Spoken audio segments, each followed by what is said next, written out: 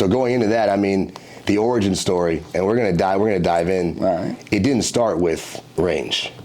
No, it didn't start with range. No. My entrepreneurship career actually started with e-cigarettes. That was my first thing. The e-cigarette business, I started that at 21 years old in Pittsburgh, where I went to college.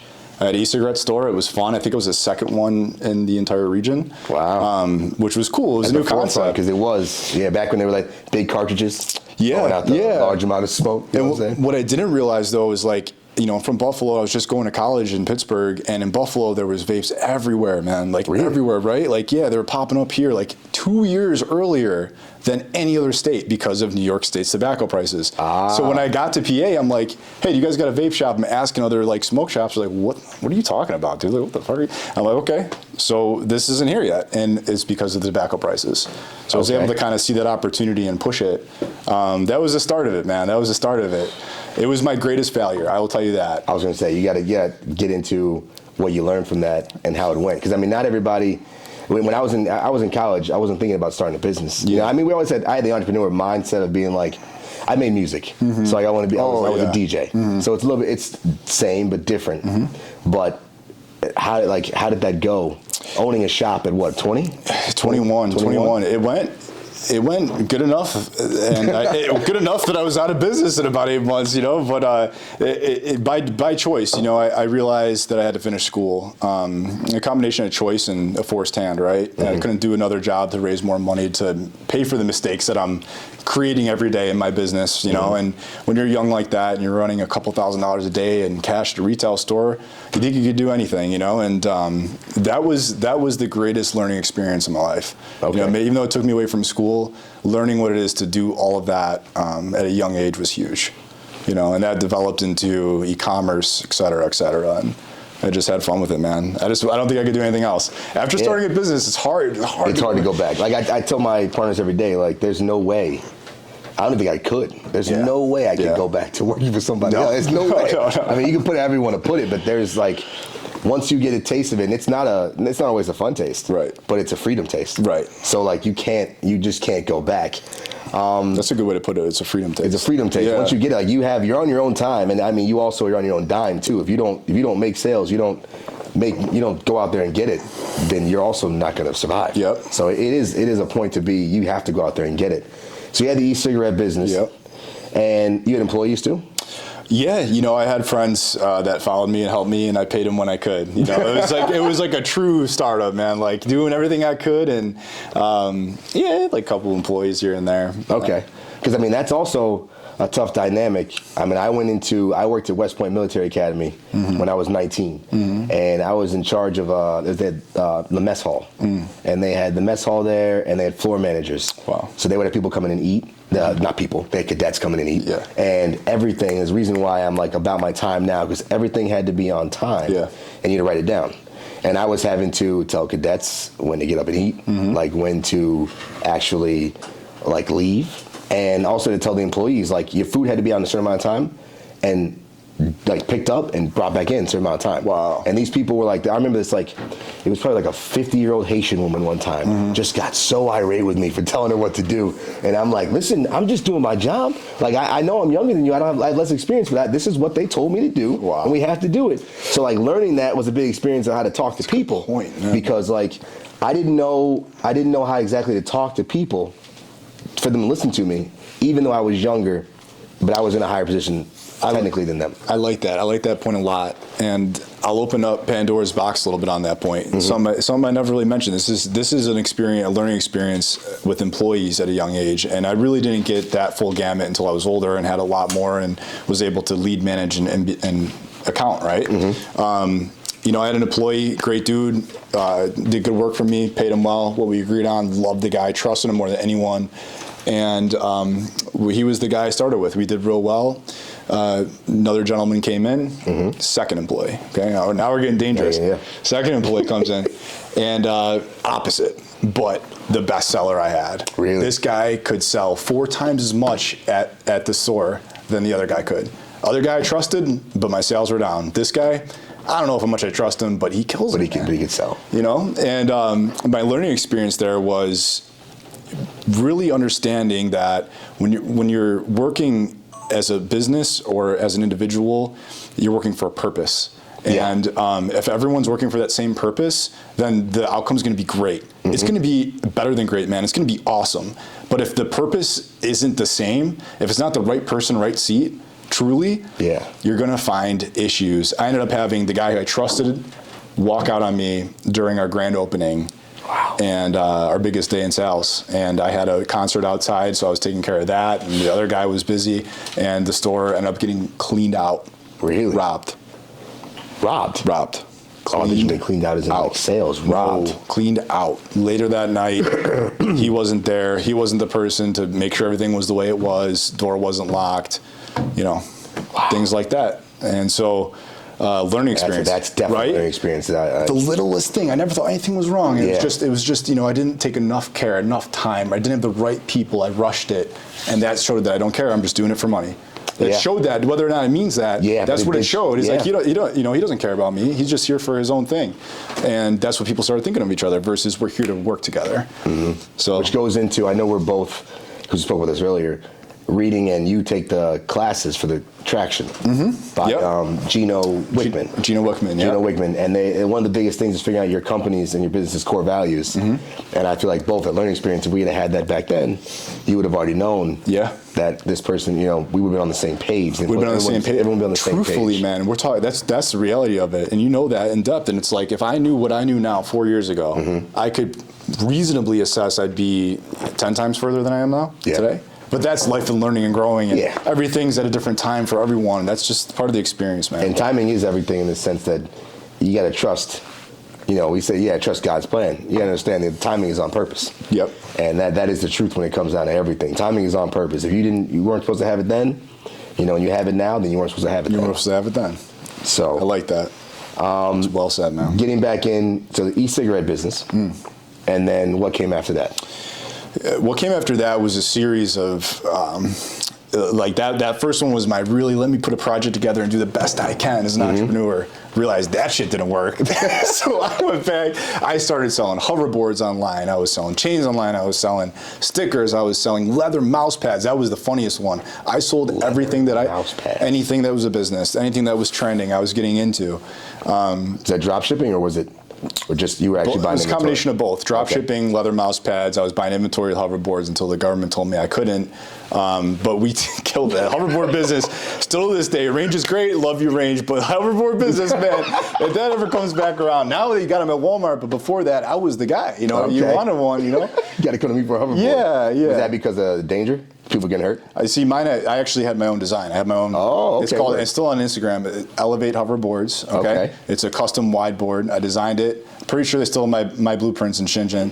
So, it's one of the best boards you'll get, man. It's a wide base board. It had the highest speed, safest battery. I did it right. Yeah. I did it right. And, never brought to market because just globally they shut down the battery issue, which again wasn't my issue. It was just you couldn't import. Yeah. So that shut down a really fun thing early, but right? Why didn't I go manufacturing, all that? And I just, that was, you're relying on other things. Yeah. Learned a lesson there. Other people. And honestly, other companies, but other people. Mm-hmm. Did you end up spending a bunch of money in inventory to get that, or it was just prototype that was already ready to be launched and just never got made? Yeah, the prototype did get made. Mm-hmm. It wasn't made in massive amounts. But prior to that, I was selling. Just smart, probably. Yeah, I was selling the regular ones that you'd get for $800, whatever, and making a really good margin on that. Yeah. And I was like, I'm going to bring a $2,000 board to the market, and it just like. Well, maybe we'll have to make it now. Yeah, maybe at some point. So we had e-commerce, and then you told me a little bit how you acquired this, but was it e-commerce and then you found out about Range? Yeah, what it was actually, I worked with GLD Shop back when their roots back at Duquesne and in Pittsburgh. My buddy Christian's CEO there, a good friend of mine. GLD Shop the jewelry company? Yeah. Mm-hmm. Oh, wow. Yeah. Wow, I've seen them on Instagram. Yeah, and on Amazon. That's crazy. Yeah. So the owner there lived on my dorm floor at Duquesne. We were good buddies, and worked with with him, learned a lot from him around e-commerce, the platforms, inventory, and really products and branding. That was a big part, was branding. The biggest thing I learned in that, and I believe that they were the largest jewelry company in 2018, men's jewelry company in 2018 in the world. So that was a lot of learning from 2015 to 2018. And I was there up until 2017, and that experience with branding was so important for Range, and it was so important for the people around me. I really understood the value of holding on to something that has it. You know, if you got something with value, hold on to it. Yeah. And it's not for everybody. You know, it's for the certain client that you have, and that was important. And you talk about core focus, right? Yeah. Got to have it for that right person. So e-commerce really led me to opening up new things.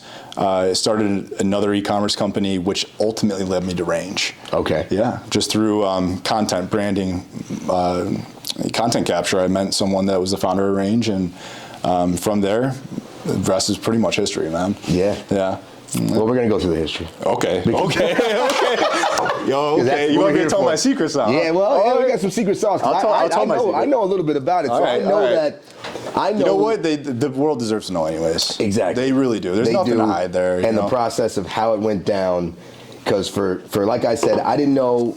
I honestly had no idea someone could buy a business and get a loan like a mortgage that would then be paid back through the cash flow of the business. That was new. Yeah. Still blew my mind at the age of, I think I was, it might have been 28 at a time, but 29. I didn't know that. And then, so you could speak a little bit about that. And then it also took a long time to close on Range. Right. So, it did. Yeah, so I'll talk. You get the history. We'll get the detail. Yeah, the origin story is important. So we'll get right to it. You ready?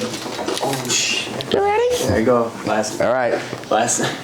So we were getting into it. It's time for the origin story. So we're getting back to it, how Range was acquired, and we want to hear the full process. All right. So Gene Theory was the e-commerce company I started just prior to Range. I remember that. Yeah. Oh, wait a minute. I was asked to DJ at a Gene Theory party. Whoa. By T. Shaw and what's his name? It wasn't Exposure. It was. It works at Bottoms Up. Tommy Trillfinger? Yeah. Tommy Trillfinger. Yeah, Tommy Trillfinger, yes. Sent music to him back in the day. That's crazy. Yeah. I remember Gene Theory. Okay. So Gene Theory, yeah, that was the content party, the release party. Okay. You know, so that was through a massive content release party for this company. I had no product at all. This is hilarious. I had no products at all. I was convinced, and I still am to this day, truthfully, it is about the brand and the people. Oh, absolutely. That's it. Nothing else matters. My idea was to launch this business, not have a single product ever, and I'm just going to build a brand. And I did it, and I did it well, and it worked. The whole point was to throw the party, and we'll get people, right? People that they will come. Yeah. And you know, I'll never forget that party, that content party, which was going to be a multi-year business, everything. One of the elements we needed was an exotic car. You know, it was part of like the branding I was going for. And our guy Tyler Shaw reached out, and people showed up. And one gentleman showed up in an awesome Maserati, and that I could never afford. And I met him. His name was Devin Sprague. Okay. And shout out to Devin. And Devin was the founder of Range. Wow. And at the time, I had moved back from Pittsburgh, you know, I was going to start businesses and broker and kind of do what my father had done in the past. And he did it, maybe I can do it and be good at it too. You know, and so when I met Devin, I told him that. And he's like, wow, I want to sell my business. This is perfect. I'm like, you know, it's one of those things I will never forget. This is so weird. When we met, we shook hands, and you feel like that lightning, that was there. It was like every hair on my arm stood up. Like that was a real moment that I'll never forget. Feeling. Yeah, before we even said a word. I'll never forget that moment. Like it was meant to be. You know, that was like really like, oh, here's your life now. This is what you're supposed to do. And that's really, truly how it was introduced to me. That's crazy. And from there, I went and sold Range, actually, to my business partners. And remember, I was a business broker. So I had the ability to sell the business, and I did sell the business. And my commissions in selling the business were actually enough to buy in as a CEO, which ultimately really made the most sense for the acquisition, right? You know, so I saw the opportunity, At first, I did not think I could ever do this deal. It's not something I'd want to do or have the resources for. But as I looked at the structure of it and the fact that when the deal closes, I'll be able to actually put in enough money to buy the whole thing. Yeah. Do you guys want to partner? I asked the buyers, and sure enough, here I am today. So That's crazy. Yeah. I mean, you can speak to, because I know there were some hiccups along the way. Oh, yeah. Of getting of finalizing and closing. Yeah. So when you do certain things, and this was one of them, Range was definitely one of the ones. I think the only thing in my life, if I really think back at it, that I truly, truly would not give up on, like seriously would not give up. Like I had to do this. Was that because of just connection you had with Devin? Was it you saw the cash flow, the potential of the business? Like I saw the potential of of the business. Okay. I saw an awesome Range Marketing. What a sweet name. What an awesome company. Yeah. With not really a brand to it. There's nothing to it. There's no sales. There's no brand built here yet. So that's all open field. And what do I love the most? We just talked about branding. Yeah. So I was able to put those things I was chasing by starting Gene Theory into a machine that already had legs running. And that was perfect. Yeah. So, yeah. And you believed, obviously the compounding effect we spoke about, you believe in yourself enough to know, I mean, you were about to be not pushed in, you were getting into a CEO role. Yeah. Yeah. That's not just something of a tech, it's like tech, but it's digital technology. Yeah. You know, of that type of role. I guess, how'd you prepare your mind for that? You really had to dive in and learn enough about the business to be able to run that. Well, I think to answer the core question of what you were talking about before, the struggles along the way were about the 80 banks I had to pitch to get the loan for the business, and in 18 months. So I had to have people that are willing to sell me their business for 18 months, motivated to sell it to me still. Yeah. Me, myself, motivated to buy it. And you know, that can imagine that, a year and a half? A year and a half. That's what I was getting at. That's a long It's a time. long time. Yeah, man. And many times it almost Two fell babies. apart. Almost fell apart. Probably 10, 20 times. And I just wanted to give it my everything. And, you know, finally I got it done. Yeah. There's a lot of flights and a lot of bank pitches and zero money. A lot of debt. And it was worth it. You know, that extra effort when you think it was never going to happen, it's impossible. Like that little extra thing is what actually changes the needle. Get you past the finish line. Yep. And then, I mean, you came in, how many employees did you have? How many came with the business? 8. 8? Are they still? Yep. They're still? Yep, they're still. And it's, we're at 34 today. So wow. We had some good growth. 34, that's good growth. Yeah. That's good Great growth. team. Great team of people when we acquired the company, and I learned a lot from them. Prior to meeting them, though, in those 80 pitches, I had mastered the business. You got to know everything. You would have to. Yep. So really, how do I prepare my mind for it? Just by studying the business, knowing all the things that would fail it. Because the underwriters that are going to write you a loan for business, they want to know where they're going to lose their money. How are you going to lose? And they're going to ask all those questions. So you got to have an answer. Yeah. And sure, when we started that thing, I was so far. It may have taken me 18 months to mature enough to be the CEO of Range. That's very possible that's timing too. Yep. That's wild as well. That's also timing. Yeah. Now, I guess, COVID did a lot of like separating businesses in the sense of with their employees and having to work from home and being remote. I mean, this type of business itself, how many do you have to have here and how many can work remote? You know what I'm saying? Yeah. You know, I think in a business like this, and any business that has a sales team, prior to our acquisition, Range was independent of sales. It was just a manufacturer, if you will, of digital goods and services. And so at that time, everyone could be remote. Today, with our sales team, it's growing. We got to be in person. You know, our headquarters here. We have meetings here, management's here. So it's a hybrid. You know. Okay. Yeah. So the majority of the sales and management is in this office, and then obviously the people who work in it would be coding, tech. Yeah, and tech. They're able to be remote. Okay.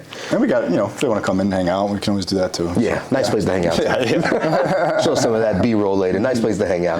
We got nice glass on the waterfront. It's not terrible. Nah. Now, we spoke about before too, so I think one thing that propels business, and I know for myself as I'm figuring it out, we're figuring it out, my team and I are figuring out now, which industries you're going to excel in and how to get there. And that's a big thing of figuring out how you get there. Yeah.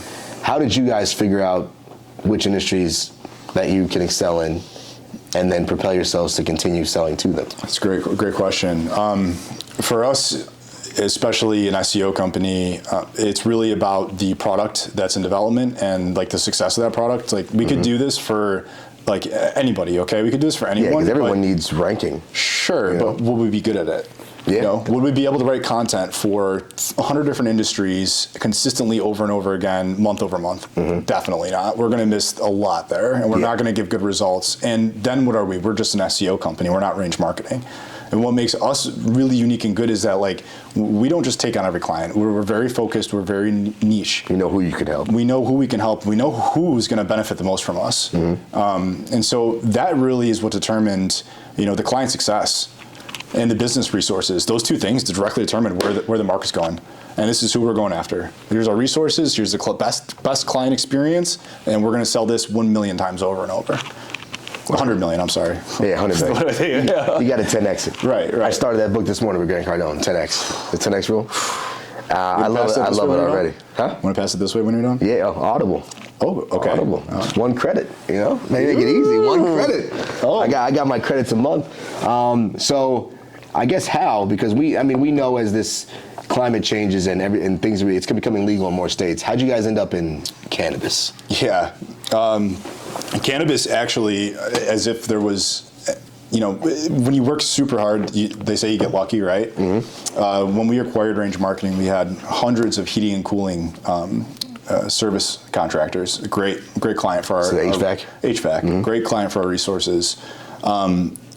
We also happen to have a dispensary in San Francisco. It's random. Didn't know anything about, like, you know, I didn't really think a lot about it. It's like, okay, so like, what is this? You know, what could this possibly be? And we found out that the algorithm works exactly the same way as it does for a tech-laggard industry like heating and cooling as it does for cannabis. So we took our technology, our value machines, right?